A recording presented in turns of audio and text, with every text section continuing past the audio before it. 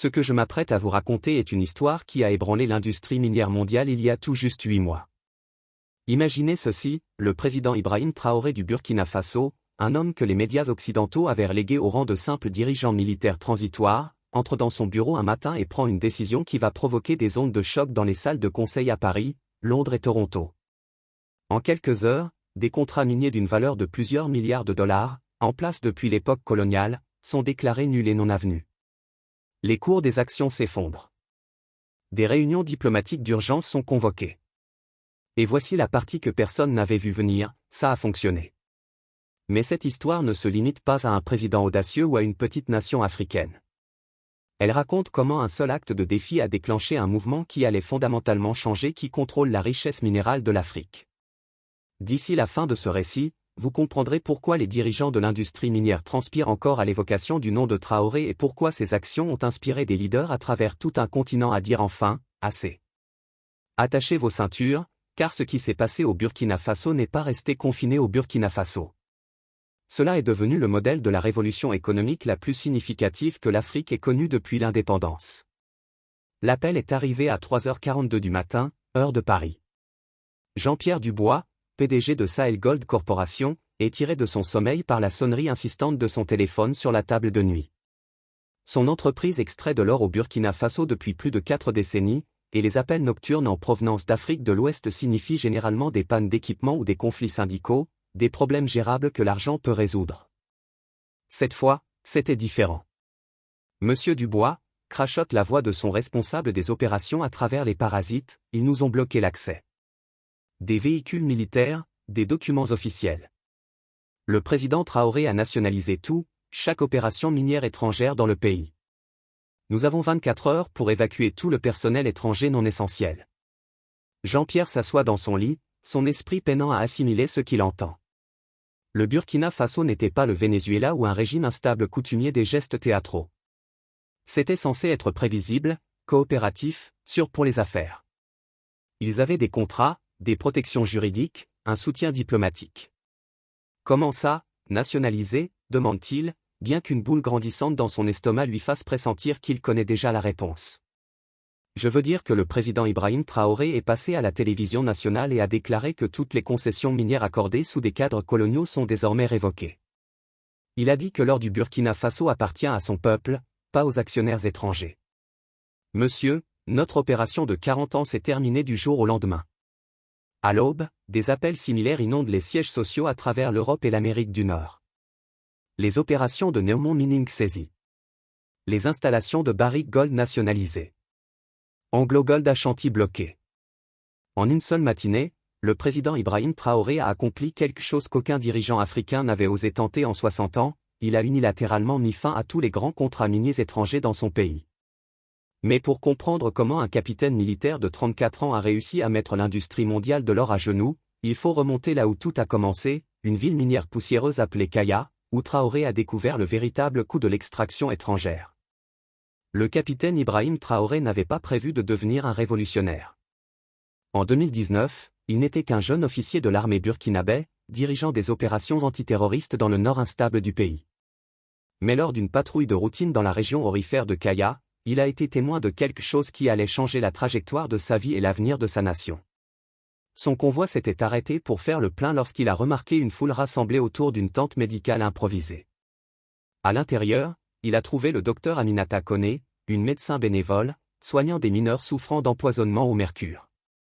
Les hommes allongés sur des lits de camp étaient squelettiques, leur corps ravagé par des années d'exposition à des produits chimiques toxiques utilisés pour l'extraction de l'or. Capitaine, a dit le docteur Koné en nettoyant la plaie infectée d'un mineur, ces hommes travaillent 12 heures par jour dans des conditions qui seraient illégales dans tout pays développé. Les compagnies étrangères ne fournissent ni équipement de protection, ni assurance maladie, ni formation à la sécurité. Quand les mineurs tombent malades, ils sont simplement remplacés. Traoré s'est agenouillé près d'un patient, un homme nommé Ousmane, qui n'avait pas plus de 30 ans mais en paraissait 60. « Depuis combien de temps travailles-tu dans les mines » a demandé Traoré. 15 ans, a murmuré Ousmane. Mon père était mineur avant moi. Et son père avant lui.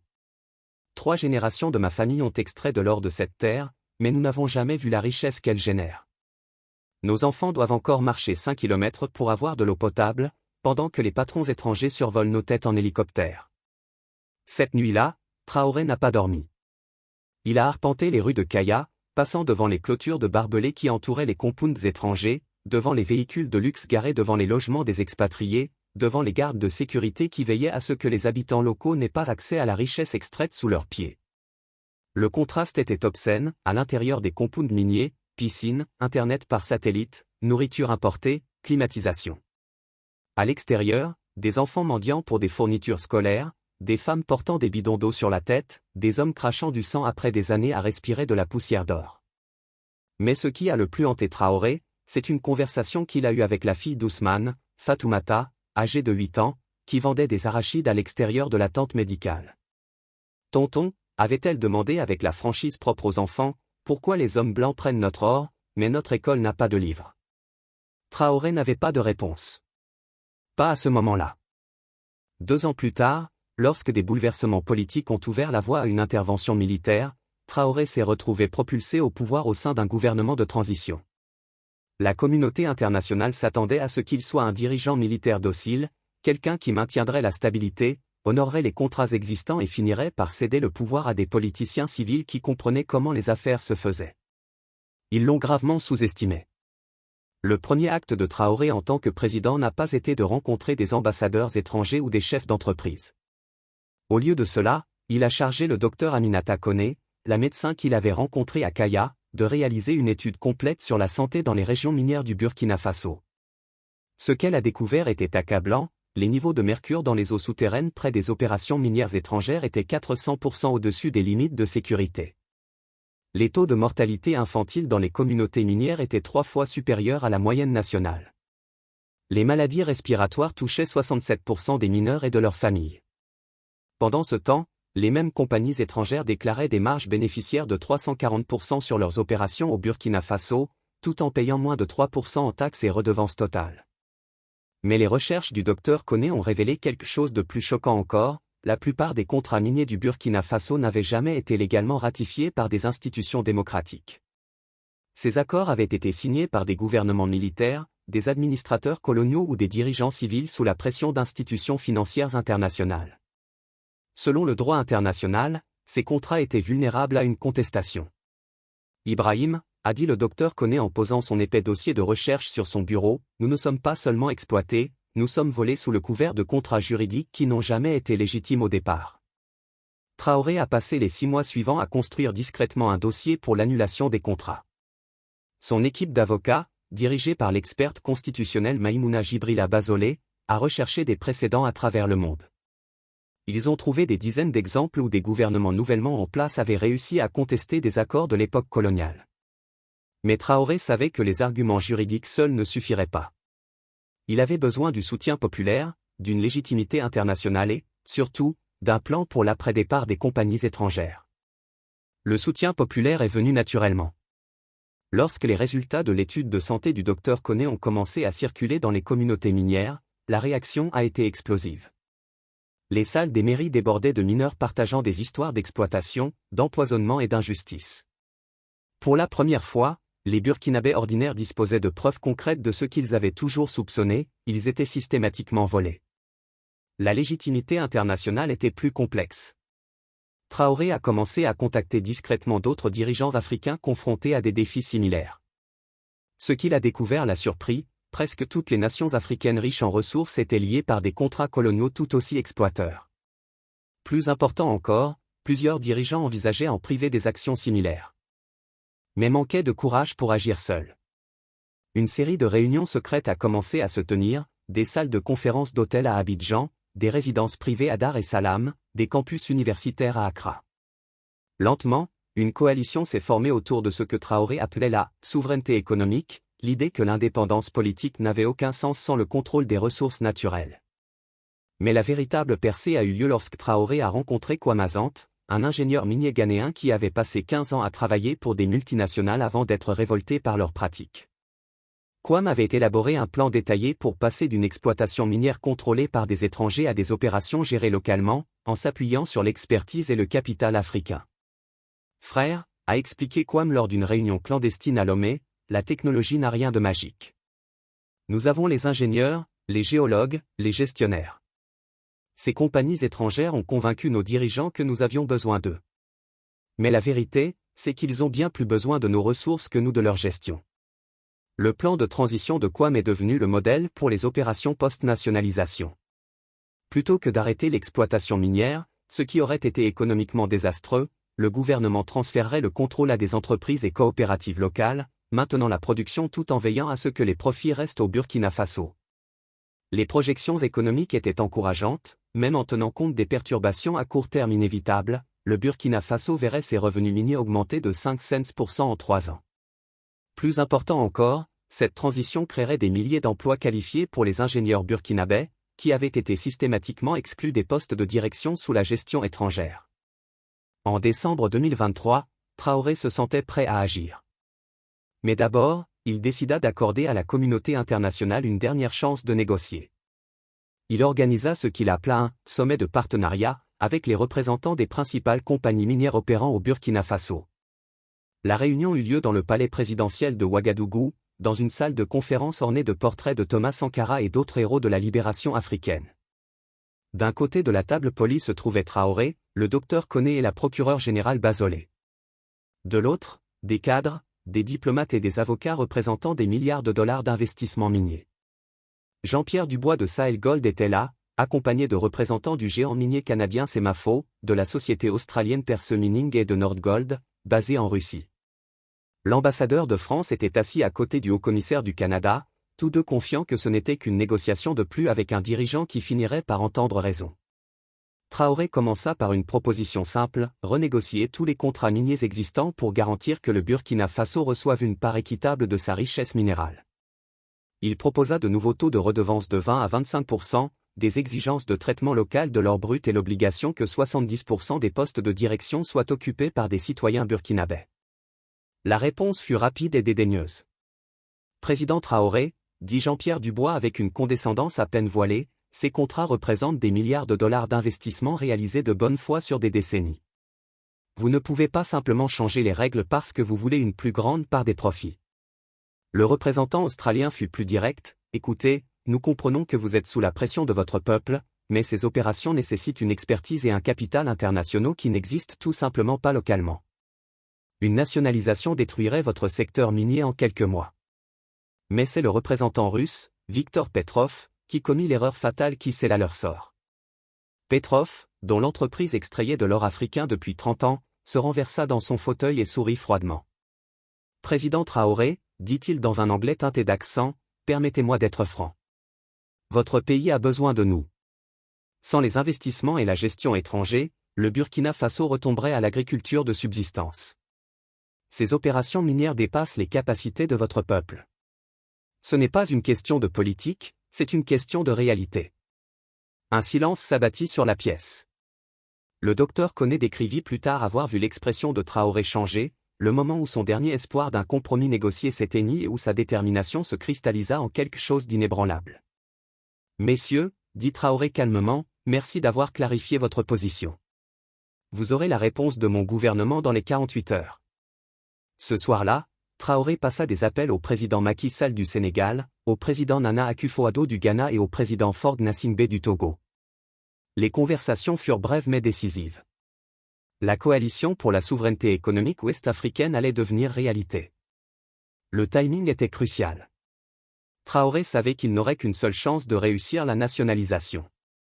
Agir trop lentement permettrait aux compagnies de mobiliser des pressions politiques et des recours juridiques, agir trop vite risquerait de faire sombrer la transition dans le chaos. Il choisit le 15 février 2024, anniversaire du célèbre discours de Thomas Sankara déclarant « Celui qui vous nourrit vous contrôle ». Le symbolisme était intentionnel, le Burkina Faso ne permettrait plus à des étrangers de contrôler son pouls économique. La veille au soir, Traoré déambulait dans sa résidence, passant devant les meubles simples qu'il avait tenu à conserver malgré les pressions pour adopter le faste présidentiel. Il pensait à Fatoumata, la petite fille qui lui avait demandé pourquoi les hommes étrangers prenaient leur or alors que son école manquait de livres. Demain, il aurait enfin une réponse pour elle.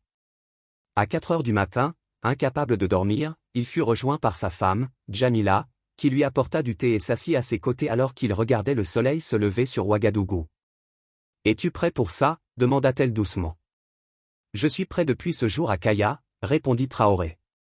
La question est de savoir si notre peuple est prêt à croire en lui-même à nouveau. À 6 heures précises, le président Ibrahim Traoré entra dans le studio de la télévision nationale, vêtu d'un simple uniforme militaire sans décoration, sauf une petite épingle portant l'image de Thomas Sankara. Les caméras allaient diffuser son message non seulement au Burkina Faso, mais à tout le continent africain et au-delà. Mes chers compatriotes burkinabais, commença Traoré, sa voix calme mais porteuse du poids de l'histoire, aujourd'hui, nous achevons l'indépendance que nos ancêtres ont commencée il y a 60 ans. Le discours dura 22 minutes. Traoré expliqua méthodiquement l'histoire des contrats miniers coloniaux, les conclusions de l'étude de santé du docteur Koné et le cadre juridique justifiant les actions de son gouvernement. Il annonça la révocation immédiate de toutes les concessions minières accordées avant 1990 et la création de Burkina Gold, une entreprise d'État qui prendrait le contrôle de toutes les opérations concernées. Mais le moment qui fut partagé des millions de fois sur les réseaux sociaux vint vers la fin, ils nous ont dit que nous ne pouvions pas gérer notre propre or. Ils avaient tort. Ils nous ont dit que nous avions besoin de leur expertise. Ce n'est pas vrai. Ils nous ont dit que nous étions pauvres. Nous sommes riches. Nous avons simplement été volés. Aujourd'hui, le vol prend fin. Aujourd'hui, l'or du Burkina Faso reste au Burkina Faso. Aujourd'hui, nous creusons avec nos propres mains et gardons ce que nous trouvons. À cette heure, des unités militaires, entraînées depuis des mois, prenaient pacifiquement le contrôle des installations minières à travers le pays.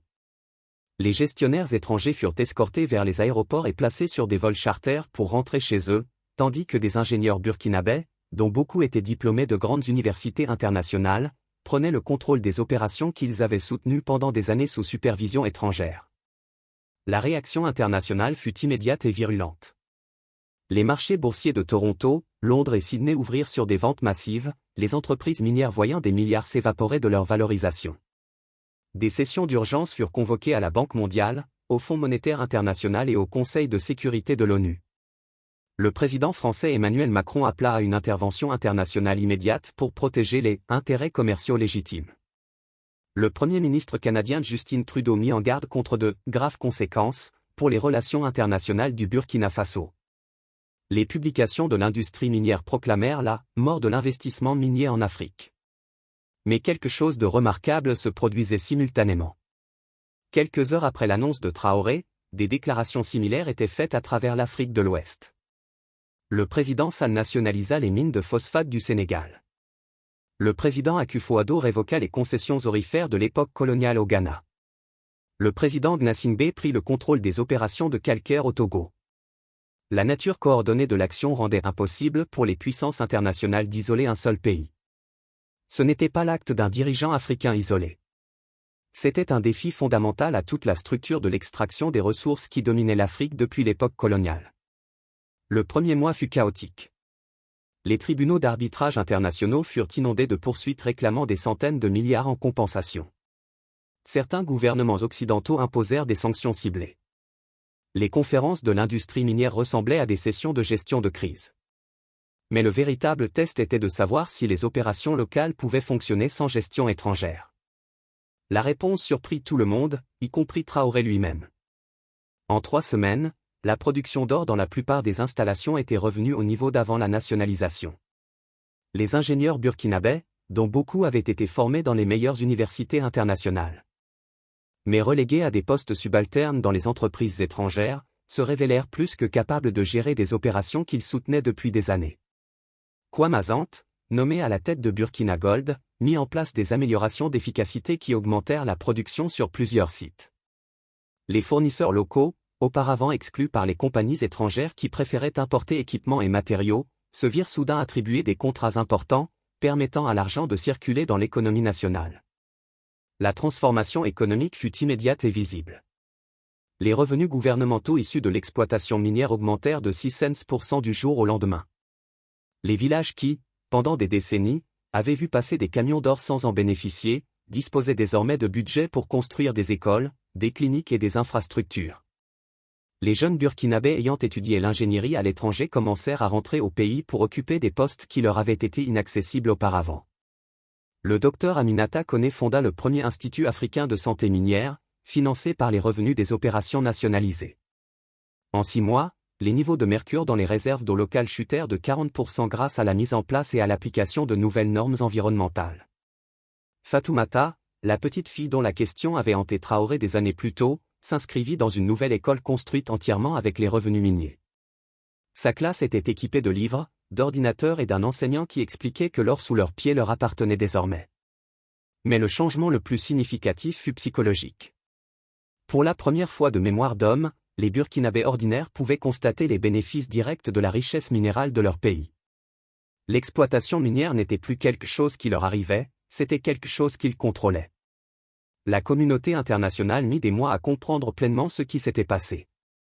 Les menaces initiales d'isolement et de sanctions cédèrent progressivement la place à une reconnaissance réticente que la nationalisation était juridiquement défendable et pratiquement réussie.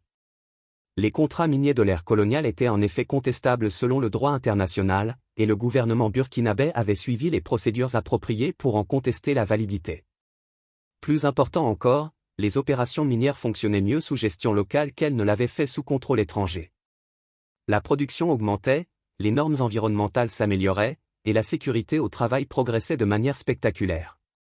6 mois après le discours télévisé de Traoré, une réunion d'un genre très différent eut lieu dans la même salle de conférence du palais présidentiel.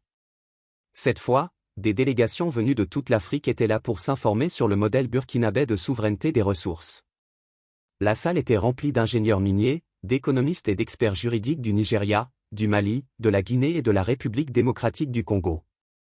Jean-Pierre Dubois, dont l'entreprise avait perdu son opération la plus rentable, donna une interview réticente à Le Monde, dans laquelle il admit « Nous les avons totalement sous-estimés. Nous pensions qu'ils dépendaient de notre expertise, mais il s'avère que nous dépendions de leurs ressources et de leurs connaissances. Les Burkinabés connaissaient leur géologie mieux que nous. Ils avaient juste besoin d'une opportunité pour le prouver. » La consécration fut complète lorsqu'Ousmane, le mineur empoisonné au mercure que Traoré avait rencontré à Kaya, fut promu superviseur d'équipe dans la minerie organisée où il n'était autrefois qu'un travailleur jetable. Sa fille s'inscrivit à l'université pour étudier l'ingénierie géologique. Aujourd'hui, l'économie du Burkina Faso croît à un rythme qui pousse les économistes internationaux à recalculer leur modèle. Le pays est passé de l'un des plus pauvres du monde à une économie à revenus intermédiaires en moins de 2 ans. Les universités élargissent leurs programmes d'ingénierie, les infrastructures s'améliorent rapidement, et les jeunes qui rêvaient autrefois d'émigrer en Europe choisissent désormais de construire leur avenir au pays. Le modèle burkinabé a été étudié et adapté par des nations riches en ressources à travers le monde. La Bolivie a renégocié ses contrats de lithium, l'Indonésie a imposé de nouvelles exigences pour le traitement local des matières premières, et même le Canada a commencé à se demander si ses propres accords de ressources avec des entreprises étrangères servaient les intérêts nationaux. Mais le changement le plus important a été la restauration de la confiance africaine. Une génération de dirigeants qui avaient grandi en croyant que leur pays avait besoin d'une expertise étrangère pour gérer leurs propres ressources a été remplacée par des leaders qui comprennent que cette expertise était toujours là. Elle avait simplement besoin d'une opportunité pour s'épanouir. Le président Ibrahim Traoré, désormais dans sa 2e année de leadership, a récemment prononcé un discours lors de la conférence minière africaine qui a capturé cette transformation. Ils nous ont si longtemps convaincus que nous étions incapables de gérer notre propre richesse que nous avions fini par le croire nous-mêmes. Mais la richesse, ce n'est pas seulement l'or dans le sol. C'est la connaissance, la créativité et la détermination des gens qui extraient et utilisent cet or. L'Afrique a toujours eu cette richesse. Il nous fallait simplement cesser de la donner. Les appels continuent d'arriver à Paris, Toronto et Sydney. Mais désormais, au lieu de rapports paniqués sur des actifs saisis, ce sont des demandes d'entreprises souhaitant s'associer avec des corporations minières africaines sur des bases équitables. La relation n'a pas pris fin, elle est simplement devenue, pour la première fois depuis l'indépendance coloniale, une relation entre égaux. Dans une salle de classe à Kaya, une enseignante nommée Fatoumata, aujourd'hui âgée de 18 ans et étudiant pour devenir ingénieure minière, raconte à ses élèves le jour où leur président a regardé les cadres étrangers et a dit non. Elle leur parle du moment où le Burkina Faso a décidé de garder son or. Les élèves écoutent avec l'attention que seuls les enfants peuvent avoir lorsqu'ils réalisent qu'on leur raconte le moment où leur monde a changé pour toujours. À la fin du cours, ils passent devant la nouvelle bibliothèque, la nouvelle clinique médicale et le nouveau laboratoire d'ingénierie, tous construits avec l'or qui disparaissait autrefois dans des comptes bancaires étrangers. Parfois, les révolutions les plus puissantes ne commencent pas par des manifestes ou des armées, mais par une simple question d'enfant, pourquoi les hommes étrangers prennent-ils notre or alors que notre école n'a pas de livres? La réponse, comme l'a prouvé le président Ibrahim Traoré, était qu'ils n'avaient pas à le faire. Ils n'ont jamais eu à le faire. Il suffisait de quelqu'un d'assez courageux pour dire non.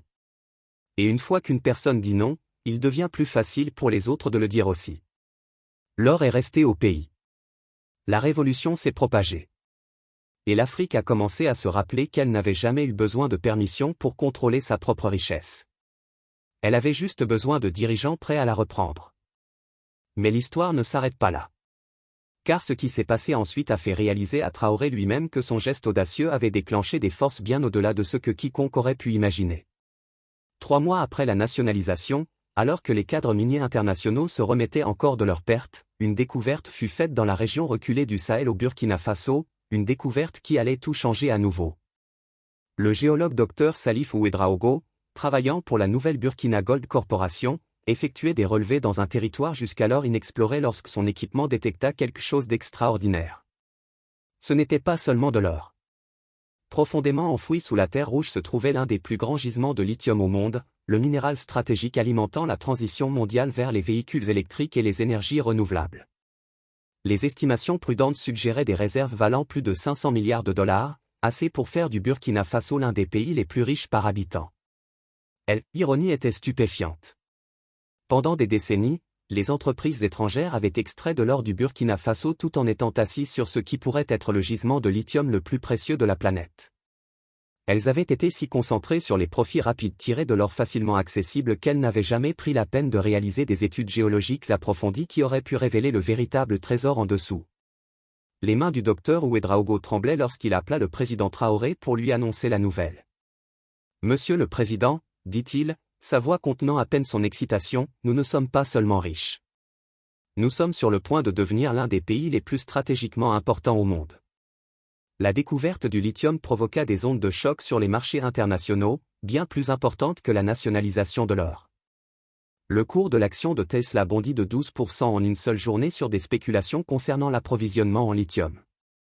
Les fabricants chinois de batteries commencèrent à envoyer des messages diplomatiques urgents.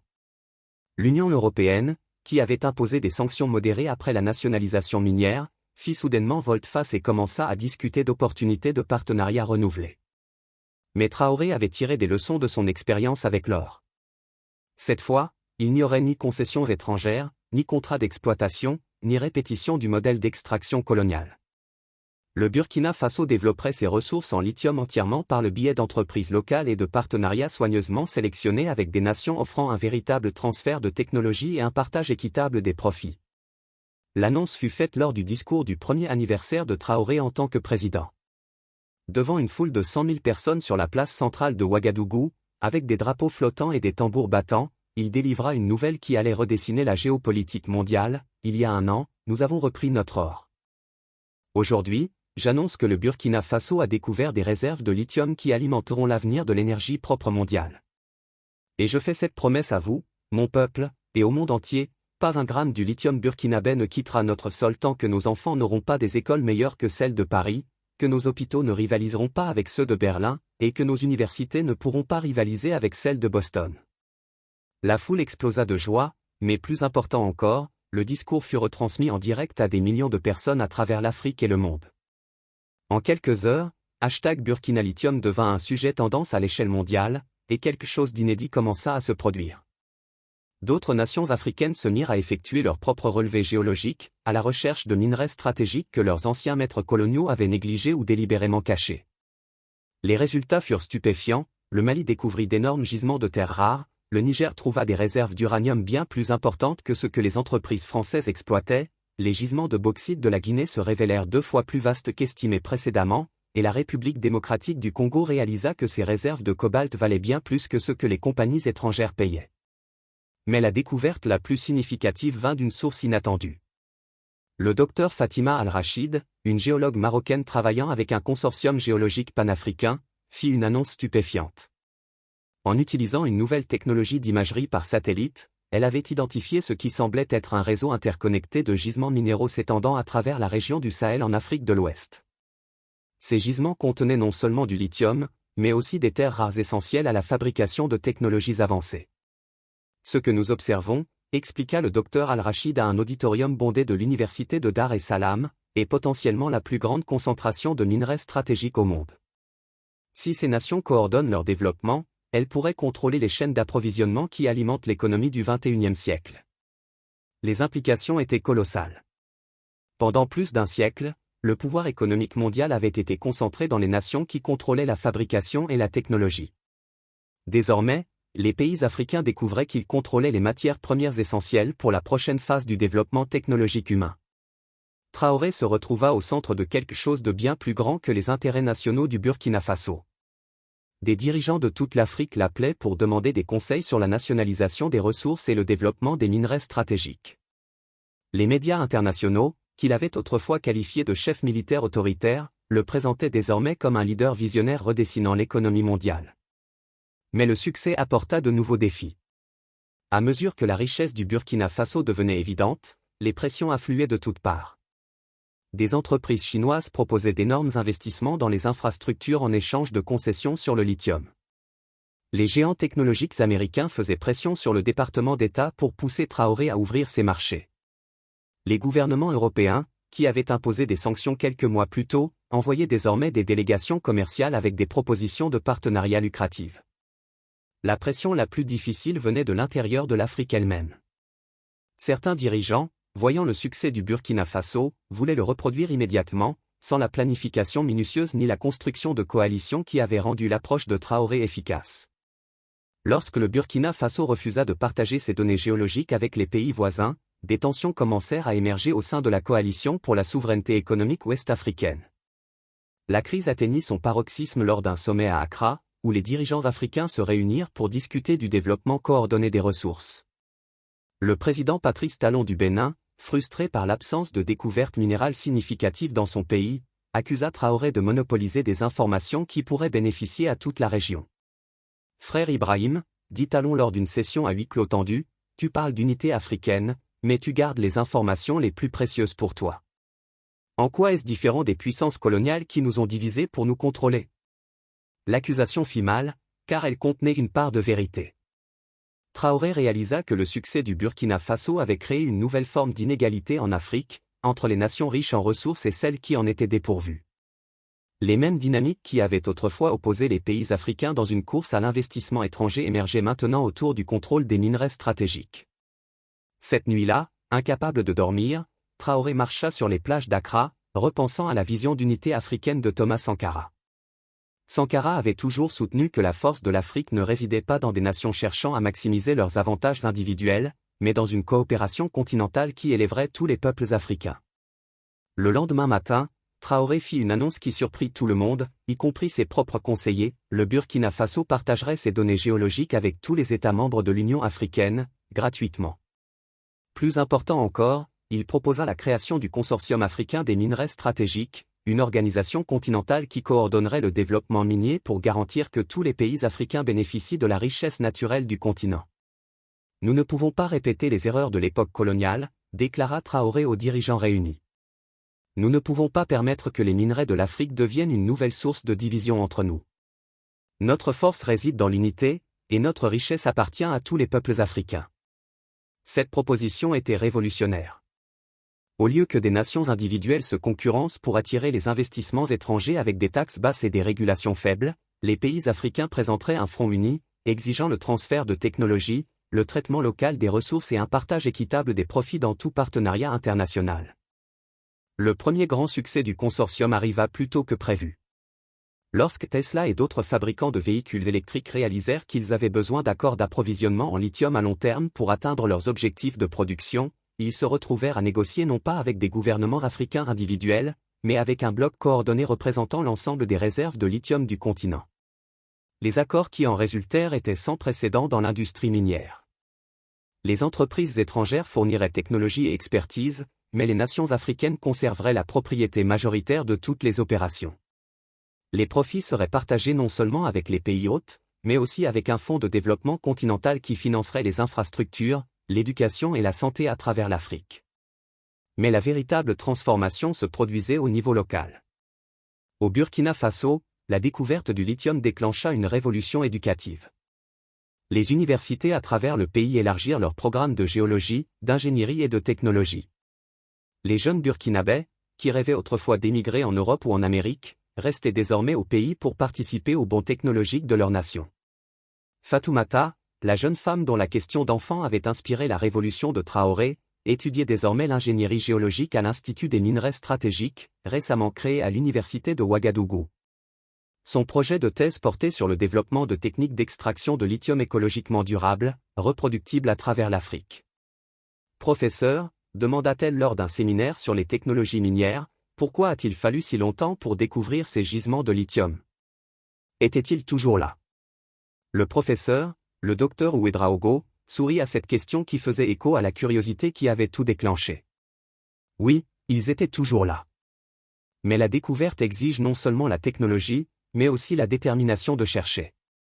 Pendant trop longtemps, nous avons laissé les autres nous dire ce qui se trouvait sous nos pieds. Maintenant, nous voyons par nous-mêmes. Les effets d'entraînement s'étendirent bien au-delà de l'Afrique. À mesure que les nations africaines coordonnaient leurs politiques minières, les chaînes d'approvisionnement mondiales, qui fonctionnaient depuis des décennies, commencèrent à se transformer. Les entreprises manufacturières, qui s'appuyaient sur des matières premières africaines bon marché, se retrouvèrent à négocier avec des partenaires sophistiqués exigeant le transfert de technologies et le traitement local. La Chine, qui avait massivement investi dans des projets d'infrastructures africains en échange de concessions minières, vit son initiative Belt and Road fondamentalement remise en question. Les nations africaines n'étaient plus prêtes à échanger des matières premières contre des routes et des chemins de fer. Elles voulaient des partenariats qui les rendraient technologiquement égales, et non de simples fournisseurs de matières premières. La transformation fut peut-être la plus visible en République démocratique du Congo, où le président Félix Tshisekedi annonça que tout le cobalt, essentiel pour les batteries des véhicules électriques, serait traité localement avant exportation. Du jour au lendemain, la RDC passa de fournisseur de matières premières à fabricant de produits raffinés, multipliant la valeur de ses exportations par 500%. Mais le changement le plus profond était psychologique. Pour la première fois depuis l'indépendance, les dirigeants africains négociaient en position de force plutôt que de faiblesse. Ils n'avaient plus à choisir entre développement économique et souveraineté. Ils pouvaient exiger les deux. La conférence minière africaine annuelle, autrefois dominée par des cadres étrangers expliquant leurs plans d'investissement aux officiels africains, devint un forum où les dirigeants africains présentaient leur vision de développement à des partenaires internationaux cherchant à accéder aux minerais stratégiques. Le discours d'ouverture du président Traoré à la conférence captura cette transformation. Pendant des siècles, le monde est venu en Afrique pour prendre ce dont il avait besoin, nous laissant des trous dans le sol. Aujourd'hui, ils viennent chercher des partenariats, car ils comprennent enfin que les ressources de l'Afrique s'accompagnent de conditions africaines. Nous ne demandons plus des investissements. Nous offrons des opportunités, mais uniquement à ceux qui nous traitent comme des égaux. L'audience, composée de dirigeants africains, de cadres internationaux et d'entrepreneurs technologiques, écouta dans un silence respectueux. Les jours où les officiels africains pouvaient être ignorés ou méprisés étaient clairement révolus. À la fin de son discours, Traoré fut abordé par une jeune fille de l'audience, membre d'un groupe scolaire visitant la conférence. Elle lui rappela immédiatement Fatoumata, des années plus tôt à Kaya.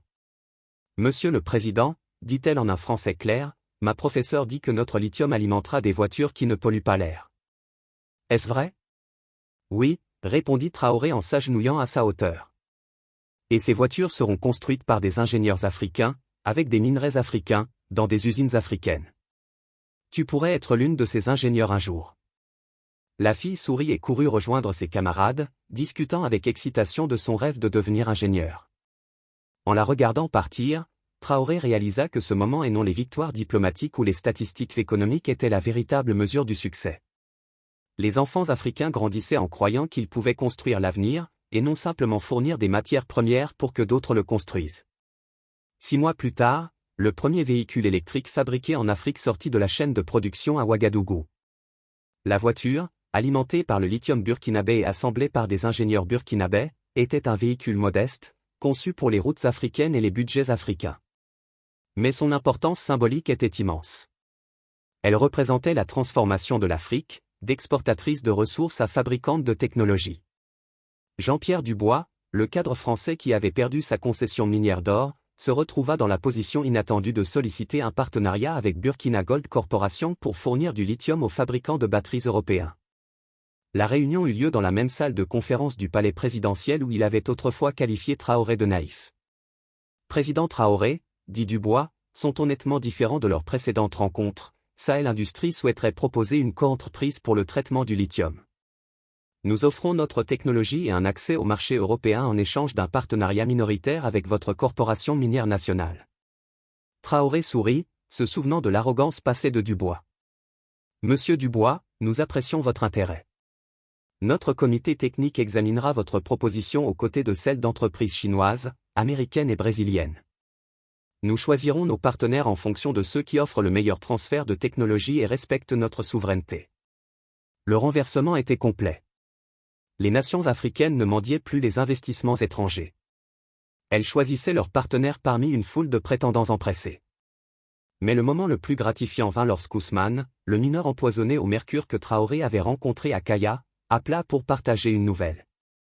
Sa fille, Fatoumata, avait obtenu son diplôme d'ingénierie géologique avec les plus grands honneurs et avait été sélectionnée pour diriger le premier projet de recherche minière martienne du Burkina Faso, une collaboration avec l'Agence spatiale africaine pour développer des techniques d'extraction de minerais sur d'autres planètes.